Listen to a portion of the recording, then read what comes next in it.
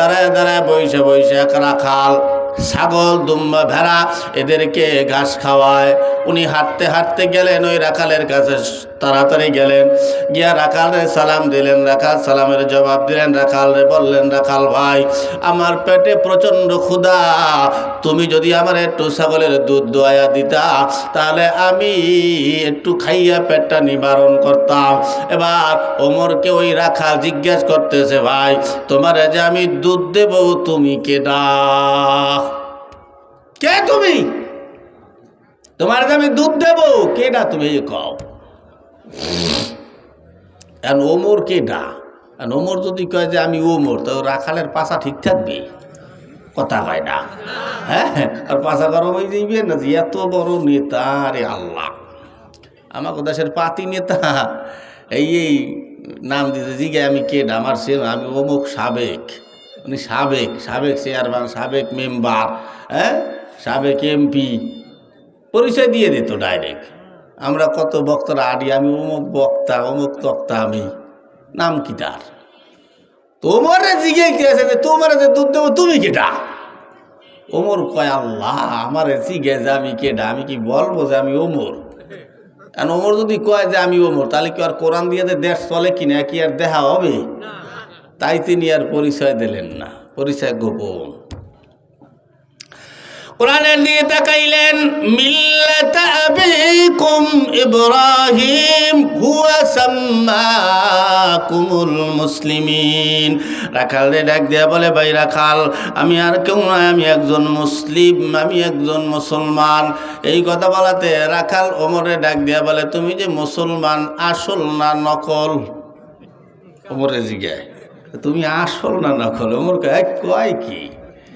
আমি বলি আসল না নকল। মিজাজ গরম হয় না, তারপর ঠান্ডা, কোনো কথা হয় না। কয় ভাই আমি তো আসল মুসলমান, কিসের নকল ফকল করাম নেই।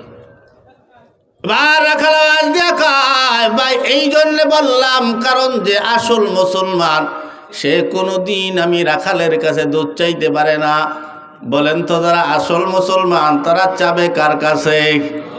আল্লাহর কাছে। আল্লাহ কয়, তোমার যদি একটা ফিতাও দরকার হয়, জুতার ফিতাও যদি দরকার হয়, তাহলে ওই জুতার ফিতাটাও আমি আল্লাহর কাছে আগে চাইতে হবে, তারপরে দুনিয়ার কেউরে দিয়ে তোমার উসিলা বানাই আমি একটা ব্যবস্থা করে দেব, কিন্তু আমি আল্লাহর কাছে আগে চাইতে হবে।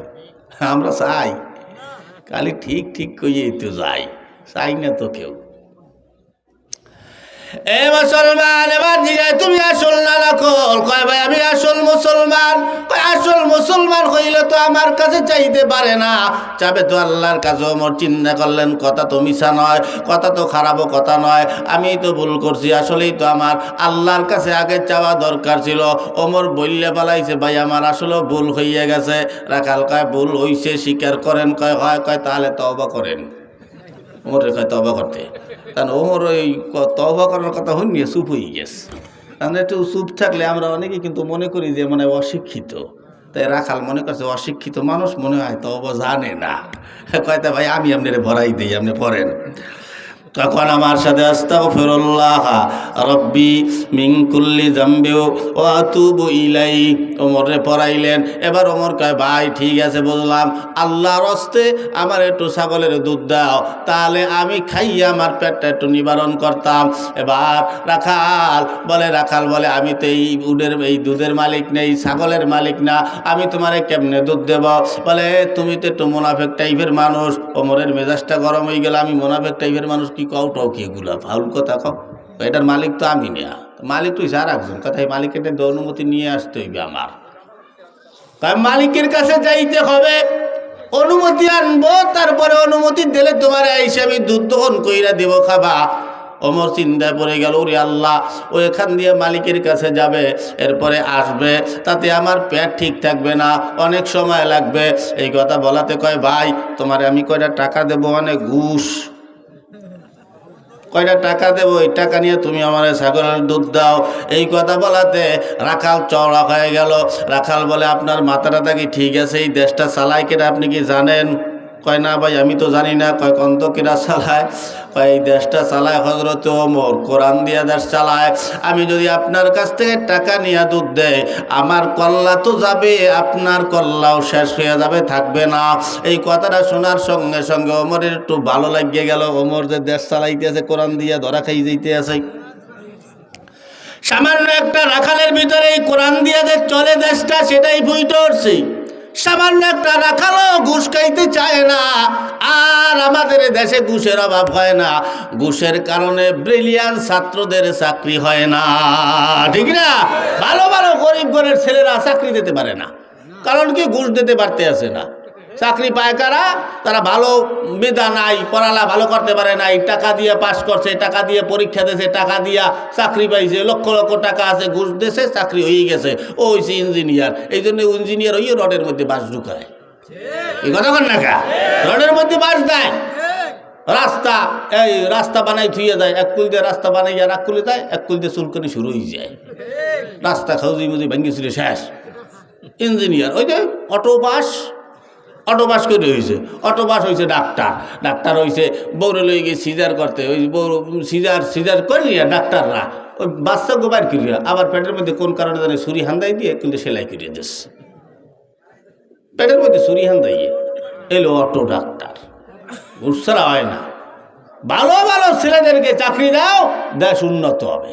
খালি ঘুষ খাইয়ে পেট খান বড় করিয়া এত হিসাব দেবা কেমনে? হারাম দিয়েই যদি সম্পদ করো, এমন একটা সময় আসবে না পারবা, আমি একটা কথা বলি, না পারবা খাইতে, না পারবা হালাইতে। এই কথা কন না কা? গেলাও যাবে না, ফালানো যাবে না। কারণ সব সম্পদই যদি হারাম সম্পদে বড় হয়, হারাম সম্পদ দিয়ে হয়, কোটি কোটি টাকার মালিক তুমি, কিন্তু সবই হারাম সম্পদ। এমন এক সময় আসছে, এখন এই সম্পদ তুমি কি করবা? এই সম্পদ গেছো মাদ্রাসায় দান করতে, দান করতে গেলে তো তুমি চিন্তা করলা যে এই হারাম টাকা দান করিয়া তো কোনো লাভ আছে? কথা কয় না। হারাম টাকা দান করলে কোনো লাভ আছে? হারাম টাকা দান করবা তাতেও তুমি জান্নাত পাইতে আসো না, এ দান তোমার কবুল হবে না। এবার চিন্তা করলা তা কি করবো, এ দানা এ টাকা আমি খাবো বই বইয়া, খাবা কি? খাইবে কি? হালাল না হারাম? তা দানও করতে পারতেছো না, নিজে খাইতেও পারতেছো না, খাবাও হারাম, দানও করবা হারাম, তা কোনটা দিয়ে তুমি জান্নাত পাবা? এজন্য সব হারাম সম্পদ কামাইও না, হালাল কামাও, কম খাও।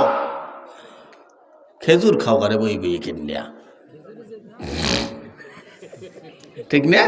স্বাস্থ্য ভালো থাকবে, খায় আউল ফল। এ মুসলমান, ওমরের একটু ভালো লাগিয়ে গেল যে আমি ঘুষ দেওয়ার পরেও নিল না। ওমর যে কোরআন দিয়া দেশখানা চালায়, এই সামান্য রাখাল কোরআন অনুযায়ী চলতেছে, যে ঘুষ নিতে চায় না, তোমার কল্লাও যাবে, আমার কল্লাও যাবে, ভাই আমি মরতে চাই না, তুমি এখান দিয়ে ভাইগা যাও। ওমরের ভালো লাগিয়ে গেল, কয় ভাই আপনারে আমার খুব ভালো লাগছে, আপনি রাখাল হয়েছেন, তাতে কি হয়েছে বলেন? আপনার জীবনে কোনো আশা বাসা আছে কি? খাও খয়রাত করে আবার আমার আশা পূরণ করবা কি দিয়া, ঠিক না? তুমি আমার দ্বারি ঘুষ দুধ চাইতে আছো, তোমারই পেট চলে না, তুমি আমার আশা পূরণ করবা কি দিয়া? বলো তোমার কোনো আশা বাসা থাকলে আমি তোমার আশা পূরণ করে দিব। বলে না ভাই, আমার জীবনে দুইটা আশা আছে। কয়টা? দুইটা আশা। এই দুইটা আশা আমার পূরণ হইলেই চলবে। বলে বলো তো? বলে আমার এক নম্বর আশা, আল্লাহ রব্বানা আতিনা ফিদ দুনিয়া হাসানা ও ফিল আখিরাতি হাসানা। ভাই আমার এক নম্বর আশা হলো আমি মরার পরে যেন আমার আল্লাহ আমারে জান্নাত দেয়। এক নম্বর আশা। ওমর কয় তোমার এক নম্বর আশা পূরণ হয়ে গেছে। কয় কেমনে বললেন? বাকির নাম ফাঁকি আমি কিন্তু ভালো করিয়া জানি, কেন তো মরি যাই, জান্নাত পরে বাকি নিয়া। এক নম্বর কয়টা পূরণ হয়ে গেছে। দুই নম্বর আশা বলো? কয় ভাই আমার দুই নম্বর আশা, এই দেশটা চালায়, অর্ধেক দুনিয়াটা চালায়, এই দেশটা চালায় হযরত ওমর, কোরআন দিয়ে দেশটা চালায়, এত সুন্দর চলতেছে। আমার জীবনে একটাই আশা, আমি আমার এই চোখ দিয়া ওমরকে একটা নজর দেখতে চাই। এই কথা বলাতে ওমর ডাক দিয়া কয় ভাই তুমি ওমরে কি দেখতে চাও? সত্যি দেখতে চাও? কয় হ্যাঁ দেখতে চাই। কয় তুমি কি মুসলমান? কয় এতক্ষণ কি বুঝাইলাম? কয় হ্যাঁ আমি মুসলমান। কয় তুমি কি নামাজ পড়ো? কয় হ্যাঁ। কয় কোথায়? কয় পড়ি তো ওই মসজিদের নাম কি, মদিনায় মসজিদে নববীতে আমি নামাজ পড়ি। কোন জায়গায় পড়ো? একেবারে পিছনে বারান্দায়, শেষ কাতারের শেষ মাথায়। তুমি ওমরে দেখবা কেমনে? ওমররে যদি দেখতে চাও তাহলে সামনে যাইতে হবে, একেবারে সামনের কাতারে। কয় ভাই আমি সামনে কেমনে যাব? কারণ মসজিদে নববীর ভিতরে নবীজির বড় বড় দামি দামি সাহাবীরা নামাজ পড়ে, আমি যে তার পাশে গিয়া দাঁড়াবো সেই সাহস আমার হয় না, কারণ আমার গায়ের থেকে ছাগলের গন্ধ হয়। আমি জীর্ণ শীর্ণ মানুষ, বেশি বড় লোক মানুষ না। আমি চাই না আমার দ্বারা কেউ কষ্ট পাক। আর আমার দেশে কত বিড়ি খায়, সিগারেট খায়, কান্দে গুনে বিড়ির গন্ধ, সিগারেট গন্ধ যায়, মাঝখানে খারাই যায়। কি তাই না? বিড়ি খাইলে ওরে আল্লাহ আমাকে লাগে আবার আমরা খাই বিড়ি, আপনারা খান পান, একই তো গেলে এক হয় বলে। বিড়ি আর পান কি এক হয় কোনো দিন? হ্যাঁ, বিড়ি এরম টাইনে তুমি ধোয়াটার একেবারে হাঙ্গাকারি দাড়ি দুড়ি একেবারে সব জায়গায় মাহাই ছইয়া লাও, পোশাক দেও বিড়ির গন্ধ হয়। হ্যাঁ, আর আমরা পান খাই। আমি একদিন একটা জিজ্ঞাসা, এই বিড়ি আর সিগারেট খাও তুই যে এক কইলি এদিকে, তো তুই বিড়ি খাও, কোনো দিন বিড়ি খাইতে যে বিসমিল্লাহ কইছো? কয় না। আমি কোথাও মসজিদের মধ্যে বই খাইছো কোনো দিন? কয় না। আমাকে মাদ্রাসার মধ্যে এগুলো খাওয়া যায় হুজুর হইতে বইয়া। আমি কোথাও আমরা তো পান মসজিদের মধ্যে বইয়ে খাই, মাদ্রাসার মধ্যে বইয়ে খাই, পানটা যখন মুখে দেয় তখন বিসমিল্লাহ বইলে মুখে দেয়, তাতে তুই এক হইলি কেমনে? ধোয়া দা উড়াইয়া আর আমরা খাই একেবারে হজম করিয়া লাই পাকাস্তরিতে চলিয়ে যায়। এই কথা কর না, ঠিক না? তো এক হয় কেমনে? এ মুসলমান কয় ভাই আমার শরীর থেকে ভালো গন্ধ আসে না, ভালো ভালো দামি দামি সাহাবীরা মসজিদটা ভরপুর হইয়া যায়, আমি তাদের মাঝে কেমনে দাঁড়াই? আমার বড় ভয় হয়। কে না জানি আবার কোন দিক দিয়ে ধমক আমারে মাইরা ভয়, কি আর করা যায়? এবার ওমর বলে ভাই তুমি যদি ওমরে দেখতে চাও তাহলে বারান্দা সাইরা মসজিদে ঢুকতে হবে, তাও একেবারে সামনের কাতারে। ইমাম সাহেব যেই জায়গায় দাঁড়ায় ইমাম সাহেবের বরাবর পিছনের কাতারে সামনের কাতারে তোমার বসতে হবে, তাহলে তুমি ওমরে দেখতে পাবা, নইলে ওমরে দেখা সম্ভব না। এই কথা বলার পরে বলে ভাই আগামীকাল কি দেখা যাবে? হ্যাঁ দেখা যাবে, যাইও তুমি, কারণ ওমর ফজরের নামাজ পড়ায়। আমিরুল মুমিনিনের আমাকে দেশের সরকার হইছো সরকার, আমাকে দেশে কোনো সরকার কি নামাজ পড়াইতে পারে? পাত বাইরে যাবে পিছন দিয়ে একেবারে, এত সোজা। ইমাম সাহেবকে পিছনে লাগিয়ে দেয়, নামাজ পড়াই দেহ। বন্ধু এত সোজা মনে করিল না। এবার আওয়াজ দিয়ে কয় ভাই আমার আর বাড়ি যাওয়া হবে না। বলে কেন বাড়ি যাওয়া হবে না? বলে বাড়ি যদি যাই আইসা ফজরের নামাজে যদি দাঁড়াই তাহলে আমি সামনের কাতার পাবো না, কারণ আমি আসতে আসতে আমার আগে বহু সাহাবীরা মসজিদে নববী ভরপুর কইরা ফালাবে। ওরে ভাই আল্লাহওয়ালা খালি এই রুমাল মুড়া দিলেই হয় না, আল্লাহওয়ালা এই জুব্বা পরলেই হয় না, আল্লাহওয়ালা কোট প্যান্টাই পরলেই আল্লাহওয়ালা হওয়া যায় না। আল্লাহওয়ালা রাস্তার পাগলও হয়, রাস্তার পাশে দাঁড়াইয়া থাকে বহুত আল্লাহওয়ালারা, ভালো পোশাক তার গায়ের ভিতরে নাই। একবার শোনেন তাহলে আল্লাহওয়ালা কারা। এই যে দেখেন আমি এখানে আসছি, আমি আব্দুর রহমান, আমি তো আপনারা দিকে যদি দিকে কেনা দামি কইবেন হুজুর আপনি বড় দামি, কিন্তু আমি তো জানি আপনারা দামি, আমি জানি আপনারা দামি। আমি আব্দুর রহমান এখানে আসছি আমি টাকার জন্য। কি কথা কর না? হ্যাঁ কথা কয় না। আরে ঠিক কইতে কি ভয় লাগতে আছে? আমি আইছি টাকার জন্যে, কথা কি ঠিক? আমি আসছি এখানে টাকার জন্যে, আপনারা টাকার জন্য আসছেন একজনও? তা ভালো কেটা। অনেকে ভাড়া করে আইছেন বয়ান শুনতে, গাড়ি ভাড়া করে আইছে অনেকে। আপনার এলাকার মানুষগুলো আসছেন, আপনারা আসছেন, আমি বক্তার দাম আছে। আপনারা আসবেন না, আমি বক্তার কোনো দাম আছে? হ্যাঁ, পাবলিকের কারণে দেন। হাফিজুর রহমান আইসে ওয়াজ করতে, লক্ষ লক্ষ জেলার সাইদি সাহেব আইসে বয়ান করতে, লক্ষ লক্ষ জনতা হয়। যদি একটা জনতা না হয় তাই সাইদির কোনো দাম আছে? হাফিজুর রহমানের কোনো দাম আছে? বক্তা শ্রোতার কারণে বক্তার দাম। এরপরেও একজন শ্রোতা প্রস্তাব করতে যাইতে পারে না, আগতে যাইতে পারে না, হ্যাঁ একটু উঠে দাঁড়াইলে হ্যাঁ বক্তাকে ভেটকি ঠেলায় জায়গায় প্রস্তাব পায়খানা করিয়ে দেওয়া লাগে। কেউ ও বেটার সমস্যা থাকতে পারে না? ওই সমস্যা কেন প্রস্তাব করতে যাইবে, বাথরুমে যাইবে, সমস্যা কি তোমার?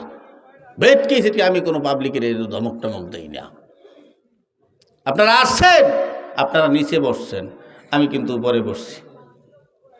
আপনারা হোগলার উপরে বসছেন ফ্লোরে, আর আমি একটা চেয়ারে বসছি। কে দামি? দামি তো আপনারা, আমরা বক্তারা দামি না। আমি আসছি লোভে, আপনারা কেউ লোভে আসেন নাই, এজন্য আপনাদেরকে আমি দামি মনে করি। আমরা তো এখন কত কিছু বার করি, যে বক্তারা মাহফিলে যায়, পোস্টার ছাড়ে ফেসবুকে, পায়খানা যায় ফেসবুকে ছাড়ে, পায়খানায় দিয়ে বাইরেছি ফেসবুকে ছাড়ে, গাড়িতে উঠতে আসি অমুকখানে মাহফিলে যাইতে আসি ফেসবুকে ছাড়ে, গাড়ির থেকে নামছে মাহফিলে পৌঁছেছি তাও একটা সেলফি তুললে ফেসবুকে ছাড়ে, এই বিমানে উঠছি আমি যাইতেছি অমুকখানে সেলফি তুললে, এরপরে বিমান থেকে নামছে এই যুবকরা আমারে গাড়ি নিয়ে আইছে আমারে বহর করে লইয়ে যাইতে আছে, দেখ উনি বক্তা হইছে, উনি বড় বক্তা, উনি হোটেলে ঢুকছে, উনি মুরগির মাথায় দিয়ে ভাত খাইতে আছে না বড় বড় মাছের মাথা লইতে আছে, আস্তা ছাগল লইতে আছে, তা ভিডিও করতে করতে উনি ছাড়তে আছে। এগুলো কি নবীর সুন্নাত? হ্যাঁ, বাংলাদেশের এমন কোনো পীর নেই আমার সাথে সাক্ষাৎ হয় নাই আজও পর্যন্ত একটা সেলফি তুলি নেই। সেলফি কে সেলফি তুললে বিশ্বে লাগে আমি কি জান্নাতে টিকিট পেয়ে যাবো? সত্য কথা না কইয়া পারি না যে হাফিজুর রহমান 3 ভাইয়া করতে দেখার লোকে সারা বাংলাদেশ পাগল, আমি আজ পর্যন্ত ওই চোখ দিয়ে দেখিনি। এক লোকে হইনি আশ্চর্য হয়ে গেছে, কয় কি যে দেখার লোকে বাংলাদেশ পাগল, আপনি আজ পর্যন্ত দেখলেন না? কি এই ভ্যাগো দেখলে সেলফি তুললিয়া আমি সেলফি কি জান্নাতের টিকিট? ওই সেলফি জাহান্নামের টিকিট হয়ে যেতে পারে, কথা বল না, ঠিক না? জাহান্নামে যেতে পারে, কারণ হারাম জিনিস তুমি করতেছো, কি লাভতে এগুলা করো কা তোমরা বক্তা সাহেবেরা? কয়জন লোক ভালো হইছে বাংলাদেশে? কোটি কোটি মানুষ, কয়টা যুবক ভালো হইছে? আমি তো দেখি না, আমার নজরে পড়ে না। কষ্ট করি প্রতিদিন আমরা, কয়জন নবীর সুন্নাত মানছে? হয় না, এগুলা কইয়ে লাভ নাই। দোয়া করি সবাই ভালোই যান, যার যার কবরে শেষে যাব, আল্লাহরে মানেন, নবীরে মানেন। এগুলো দুনিয়াটা হলো ক্ষণস্থায়ী, চিরস্থায়ী কিছুই না। আমরাও ক্ষণস্থায়ী, এই জন্য আমাকে বডিতে আল্লাহবাক যা দিয়েছে সব ক্ষণস্থায়ী, কোনোটা চিরস্থায়ী না। কি কথা কর না, ঠিক না? 2 দিন পর আমার এই চার চামড়াটা দোতরা দিয়ে যায়, কেন বলে এটা ক্ষণস্থায়ী।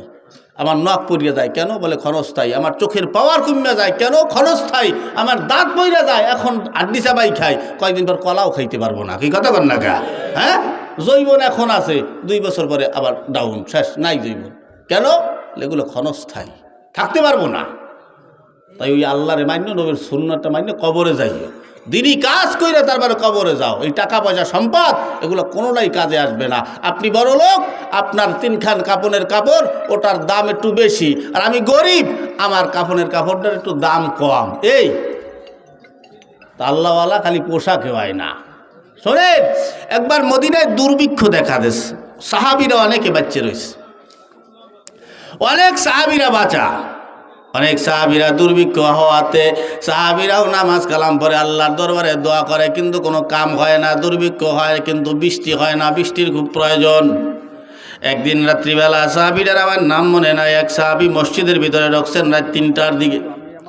3টার দিকে ঢুইকা ওই জায়গায় বৈশা বৈশা আল্লাহর দরবারে দোয়া করতেছে। রাত 3টার পরে উনি হঠাৎ করিয়া দেখে মসজিদে নববীর ভিতরে একজন লোক ঢুকছে, শরীরের ভিতরে ভালো পোশাক নাই।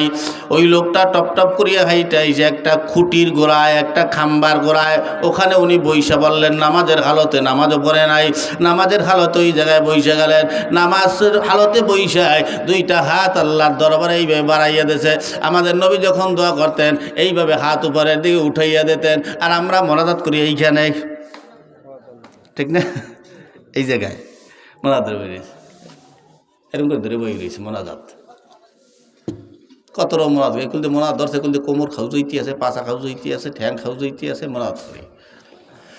আল্লাহর দরবারে 2টা হাত এইভাবে উঠাইয়া দিয়ে আল্লাহরে ডাক দিয়া বললেন, আল্লাহ মদিনাবাসীর কষ্ট হয়, আল্লাহ বৃষ্টি দিয়া দাও।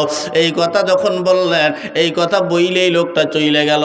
ওই সাহাবী পাশে বসা, ওই সাহাবী ওনাদের দেখে আশ্চর্য হয়ে গেল, কি ব্যাপার, এটা কেমন মানুষ রে, আমরা এত দোয়া করতেছি তাতে কোনো লাভ হয় না। এই লোকটা মসজিদে ঢুকলো, ঢুকেই বলল, আল্লাহ মদিনাবাসীর কষ্ট হয়, আল্লাহ বৃষ্টি দিয়া দাও। এই কথা বইলে আবার বের হয়ে গেল। এই সাহাবীরা পিছনে পিছনে যাইয়া এই সাহাবীরা খবর দেখলো যে কোন বাড়িতে ঢোকে, বাসাটা চিহ্ন আসলেন। পরদিন সকালবেলা যাইয়া দেখে ওই বাড়িতে একজন কাঠুরিয়া থাকে। কাঠুরিয়ারে দেখে জীর্ণ শীর্ণ, ঘরের ভিতরে কোনো ভালো আসবাবপত্র নাই। ডাক দিয়া কাউনি বুঝে ফেলাইছে, ভাই আপনি এই জায়গায় কি করেন? গতকাল আপনি কিন্তু মসজিদে নববীতে ঢুকছেন, আমি দেখছি।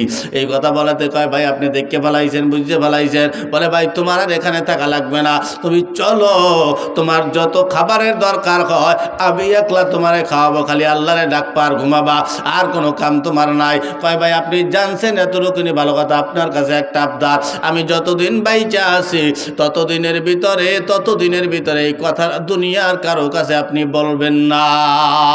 কয়, ভাই আপনি রাত্রে খালি আল্লাহরে বইলা আসছেন, আল্লাহ মদিনাবাসীর বড় কষ্ট, কয় আল্লাহ বৃষ্টি দিয়া দাও। সকালবেলা এত সুন্দর বৃষ্টি হয়েছে, আপনি তাকায় দেখেন পুরা মদিনাবাসীরা মনোরম একটা পরিবেশ হইয়া গেছে। বলে, ভাই আর কারো কাছে বলবা না, আমি এখানেই ভালো আছি, আমি এখানেই থাকবো, আপনার সাথে আমি যাব না।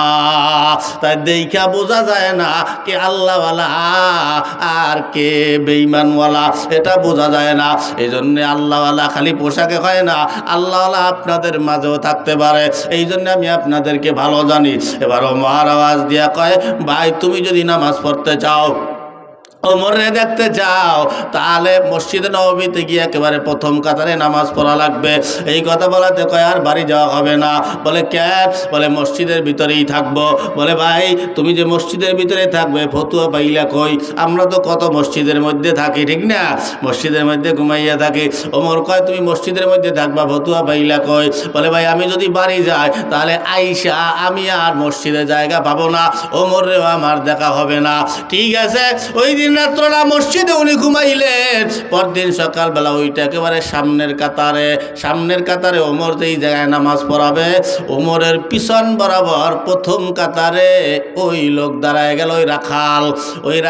ওমরে তো জানে যে ওমর একজন পথিক, কারণ ওমরের সাথে ওই রাখালের সাথে দেখা হয়েছে পথিক হিসাবে, পথিক, ঠিক না? পথিক ওই কথা কইছিল না, এটা দুঃসই ছিল। আবার ভাষা পাইছে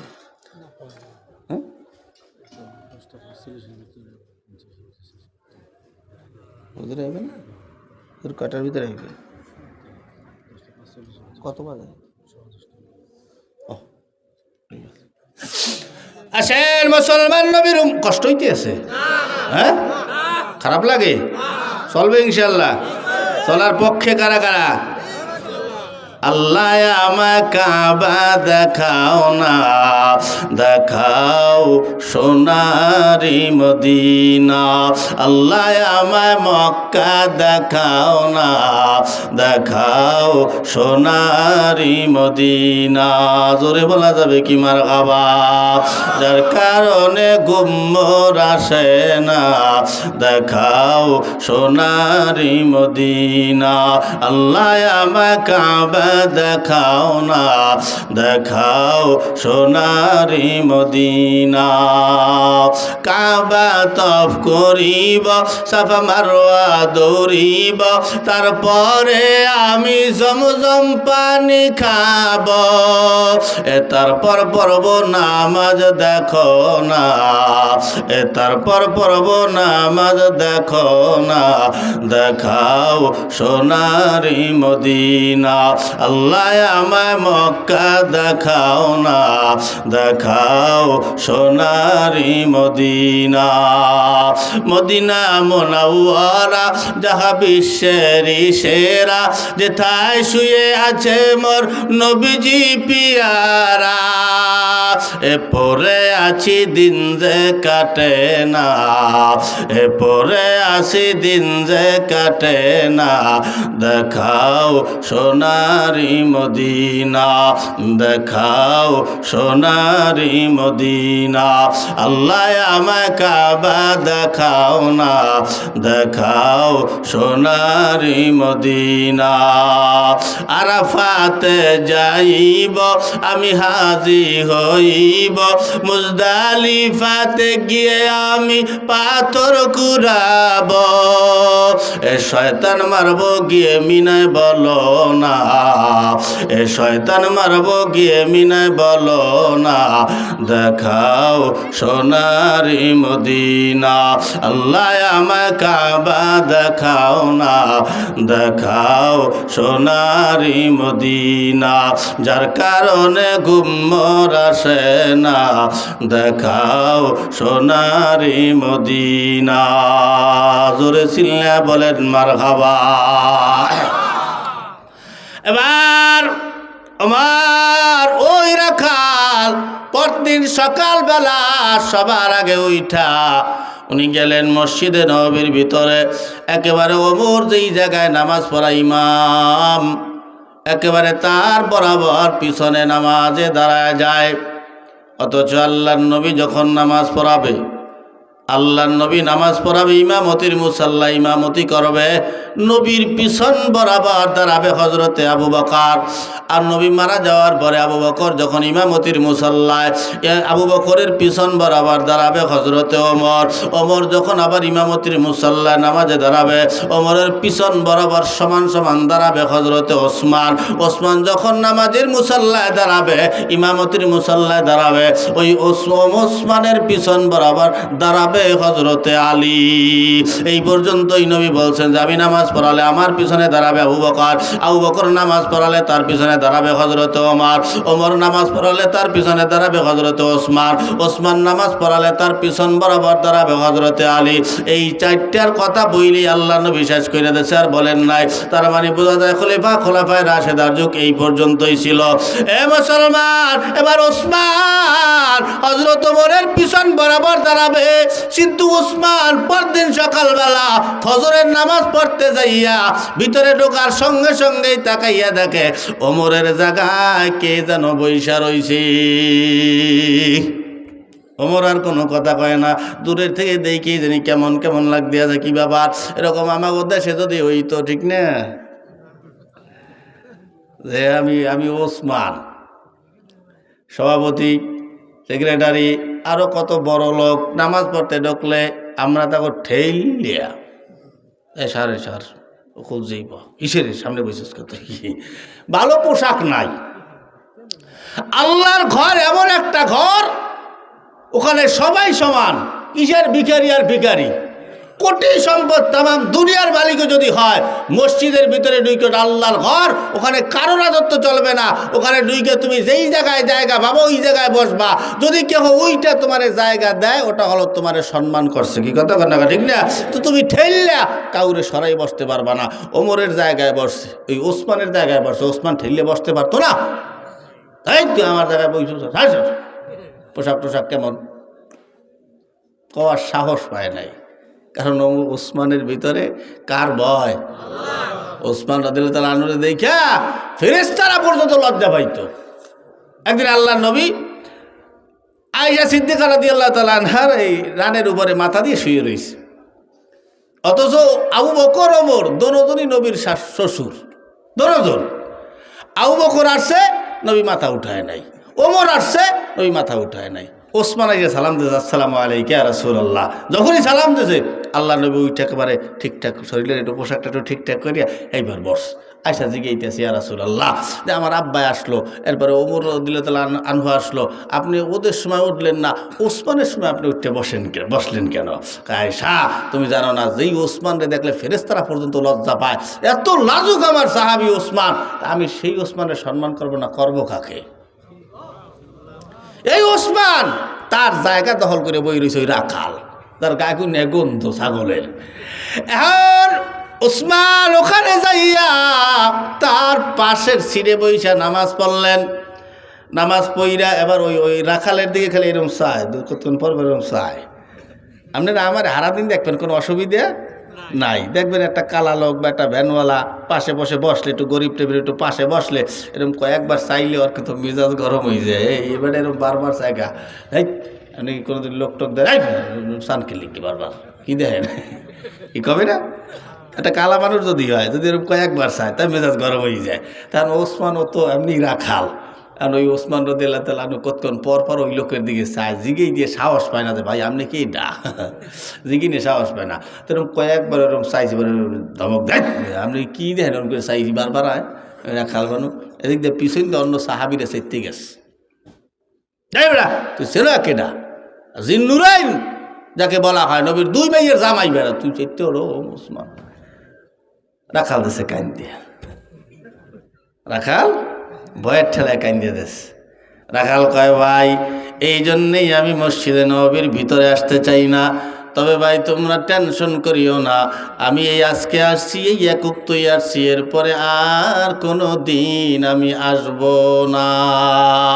সবাই আশ্চর্য হয়ে গেল, বলে কেন? বলে ভাই এইটি আমি ভয় ভয় করছিলাম, কারণ আমি একজন রাখাল মানুষ, আমার গায়ের থেকে আসে দুর্গন্ধ, ছাগলের গন্ধ, বকরির গন্ধ আসে, এই জন্য আমি ভিতরে আসতে চাই না, কারণ ভিতরে তোমরা আমার নবীর বড় বড় দামি দামি সাহাবীরা আসো, তোমাদের অনেক দাম, আমি তোমাদের পাশে আমি দাঁড়াইতে চাই না, আমার গায়ের থেকে দুর্গন্ধ আসবে, সেই কারণে এই জন্যে ভাই আমি আজকেই একবার আসছি, এই একক্ত আসছি, এই একক্ত পইরে আমি চইলে যাব, খালি একবার দেখব, একবার দেখা পাইলেই আমি চইলে যাব, আর কোনো দিন আমি ভিতরে আসব না।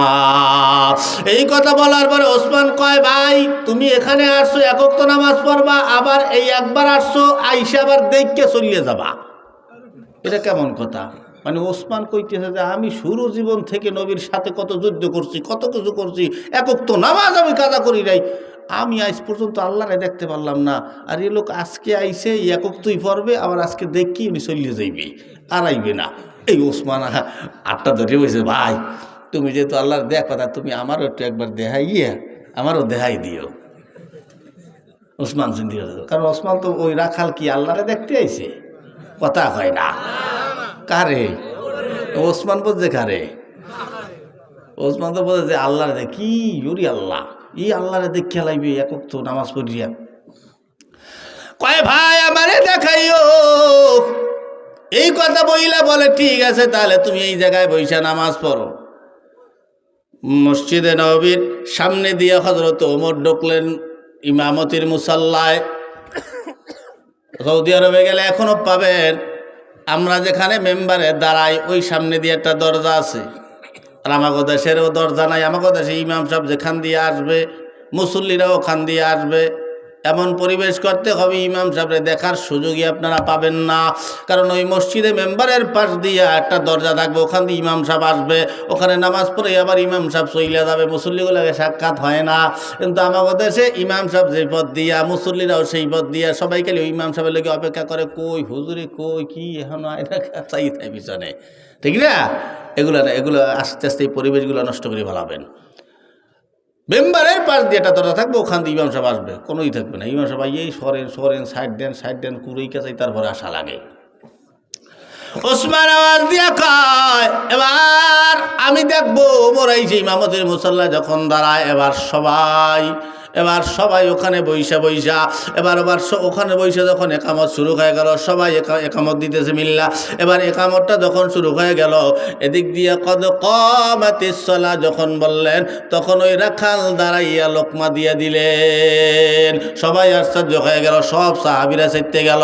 এবার চেতে দেওয়ার পরে এবার কয় তুমি কেন লোকমা দিলে এই অসময়? তোমার এমনি প্রথমে আমার সন্দেহ ঢাকছে, তোমার এখানে নামাজ পড়তে দেওয়াটা ঠিক হয় নাই, তুমি কেন লোকমা দিতে গেলা?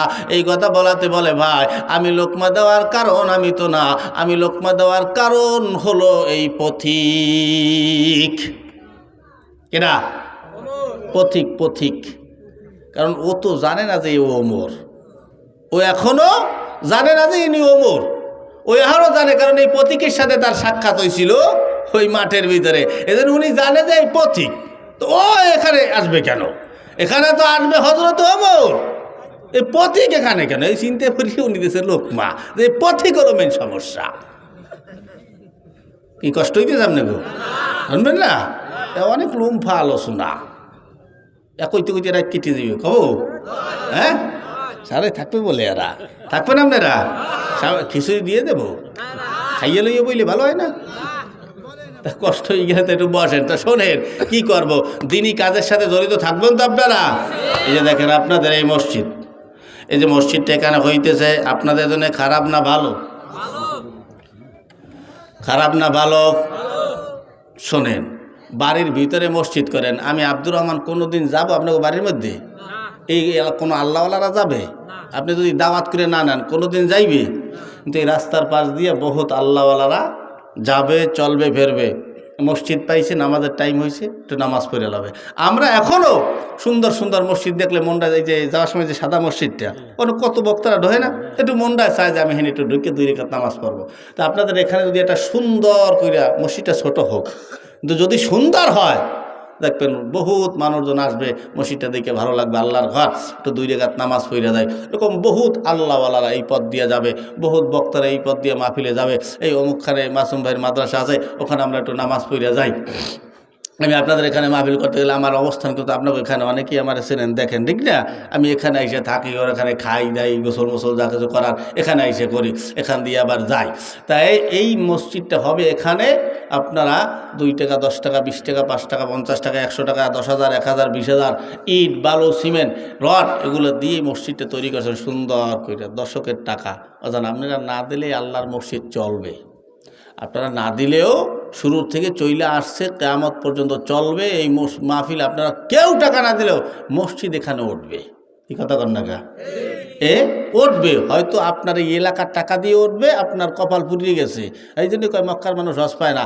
আপনার টাকা এখানে হবে না, কিন্তু দেখা যায় এই হুজুররা মিল্লা, মেরালি ভাইয়ারা বহু দূরের থেকে কালেকশন করে করিয়া টাকা এনে এই মসজিদ উঠবে, আইজ উঠো কাইল উঠো করবে। এবং যে সভাপতি যা বই রয়েছে, ঢাকা সর্বহত বন্ধু বান্ধব এদের কাছ থেকেও আনবে, এক একভাবে এই যে মসজিদটা উঠবে। আমি ঢাকাতে যেখানে থাকতাম ওখানে আসিল সসীম, উনি বিভিন্ন বন্ধু বান্ধবদের ফোন দেয়, আমার মসজিদে টাকা লাগবে 50, 1 লাখ এরকম বাড়িয়ে দিত, বহুত বড় লোক। আমরা তো ছোট মানুষ, আমি কালেকশন করছি 10 লক্ষ টাকা, 10 লাখ, একজন 10 লাখ, 10 সেকেন্ডের ভিতরে 30 জন দাঁড়াইছে, 10 লক্ষ করে টাকা দেবে। কার্ডটা আগে লাগবো, কার্ডটা আগে লাগবো।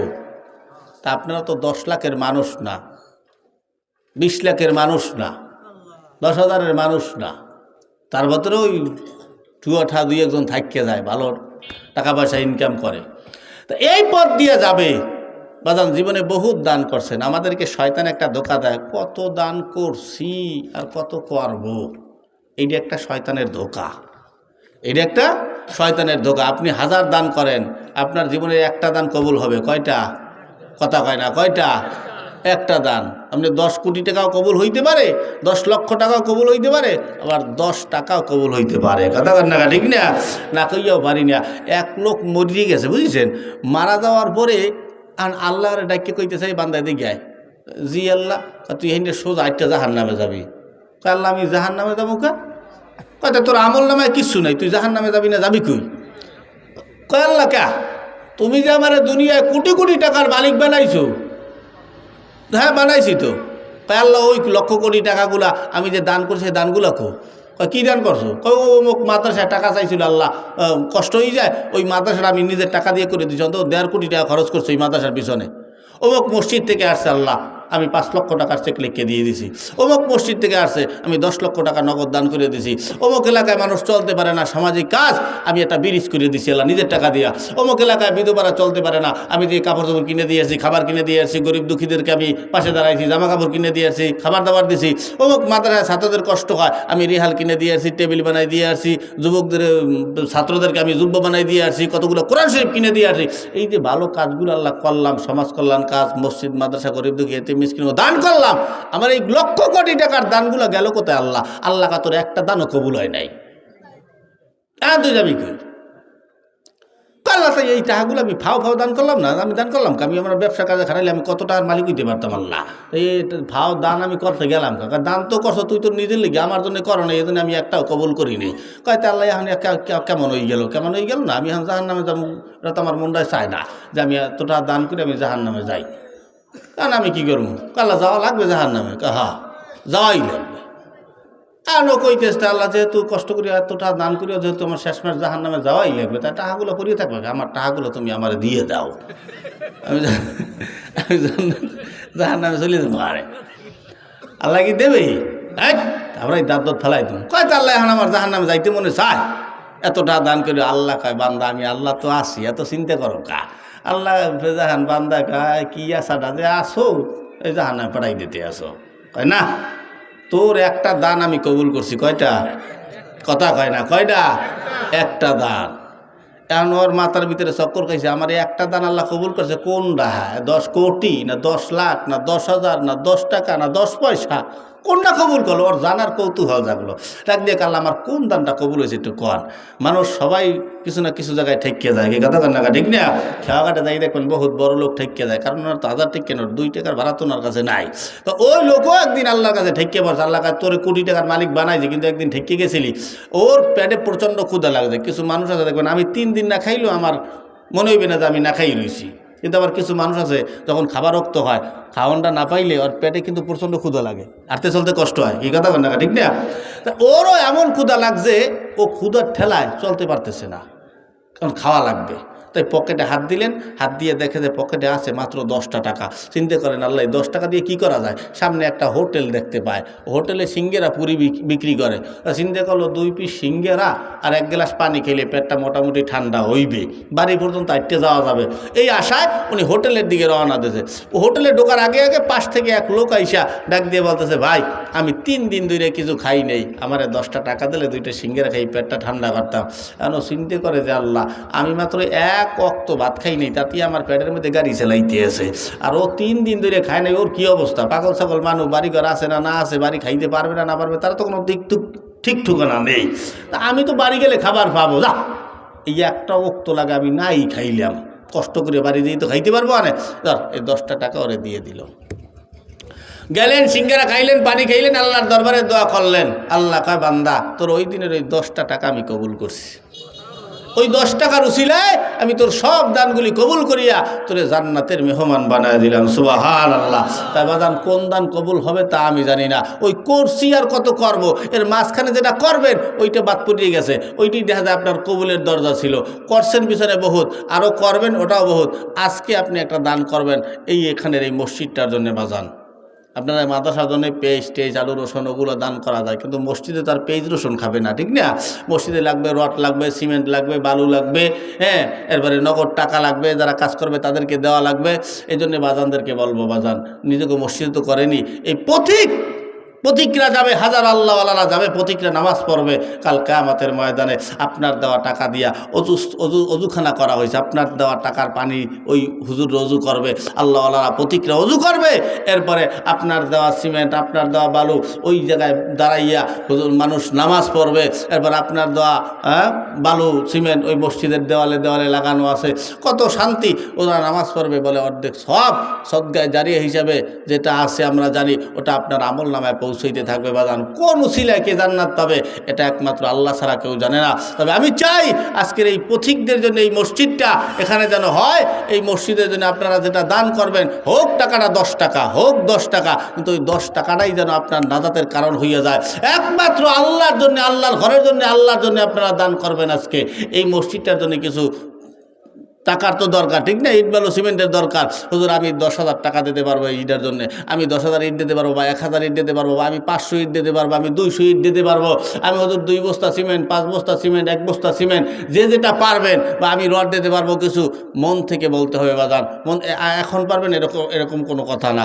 আপনি যখন কাজ চলমান যেহেতু আছে, আপনার কাছে এখন টাকা নাই, 2 সপ্তাহ পরে হয়েছে, আপনি 2 বস্তা সিমেন্ট কিনে নে, ভাই আমি 2 বস্তা সিমেন্ট লেখাইছিলাম, এরকমভাবে একটু বলেন বাজান। আজকের দানটাই যেন আপনার জীবনের শ্রেষ্ঠ দান হয়, আজকের দানটাই যেন আপনাকে জান্নাতে নিয়ে যায়, আজকের দানটাই যেন আপনার নাজাতের উসিলা হইয়া দাঁড়ায়। বাজান একেবারে মন থেকে কুল ইন্না সলাতি, মন থেকে একেবারে আল্লাহর জন্যে বলবেন। আমি কোনো অ্যামাউন্ট আপনাকে ধরে দিলাম না, আমি অ্যামাউন্ট ধরিনি এই কারণে, কারণ অন্যান্য জায়গায় অ্যামাউন্ট ধরি, আপনার অ্যামাউন্ট ধরে দিলাম না, আপনি মন থেকে দেবেন।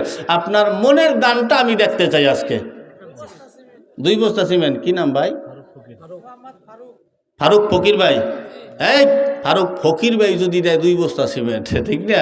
তা ফারুক বড় লোকের তো দিতে হইবে 10 বস্তা, ঠিক না? না তাকবীর।